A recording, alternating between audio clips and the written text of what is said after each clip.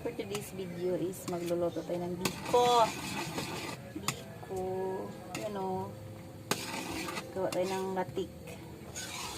Yung ano niya, latik. So yung aking sticky rice is already cooked. Here. My sticky rice already cooked. Then sticky muna natin yung ating latik. Ginamit ko palang gata is kuko mama para mabilis. Hintayin muna natin mag-sticky.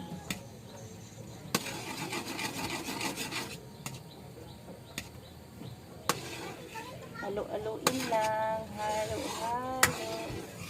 Halo-halo.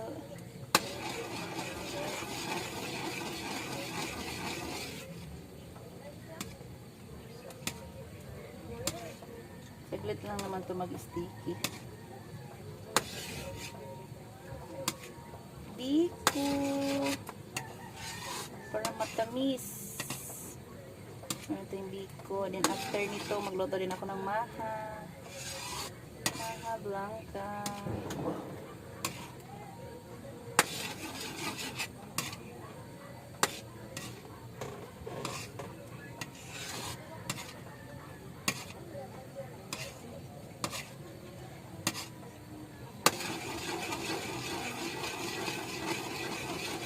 Para hindi siya umapaw. Kasi pag ginayaan ko siya ganyan, ano siya, tataas. Ayan. Kulo na kulo. Kailangan siyang halo-haloin.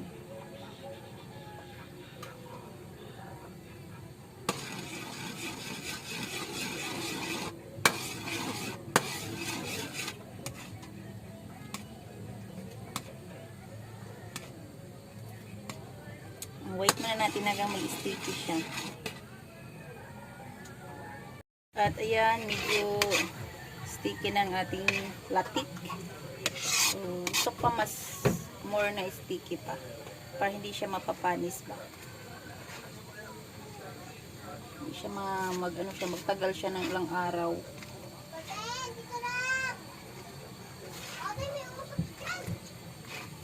Yay! Sticky ng ating latik. The latik is ready. Ready. No more latik-latik.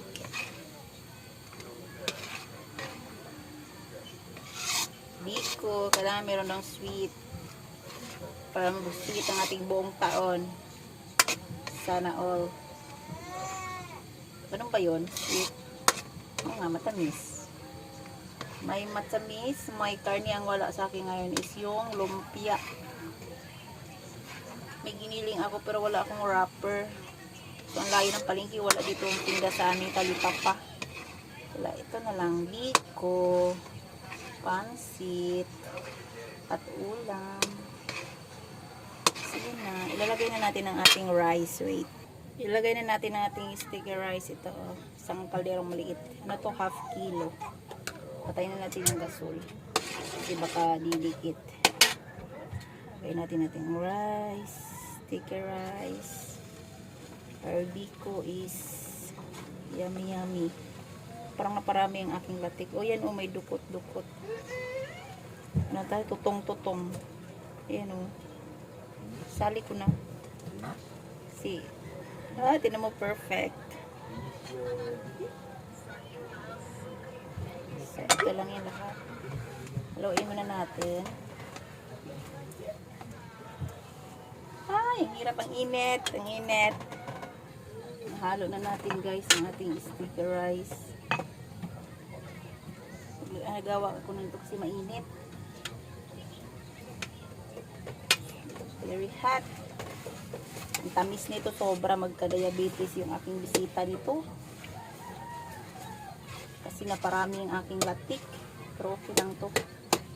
Tintigas din to.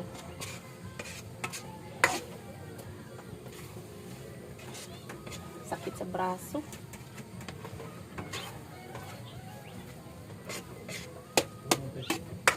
Sakit sa braso. So ilagay na natin siya sa ating bilao. So, lagay muna natin siya sa bilao. Biko is ready. Ready na, ready. Biko, ready na. Palamigin muna natin to.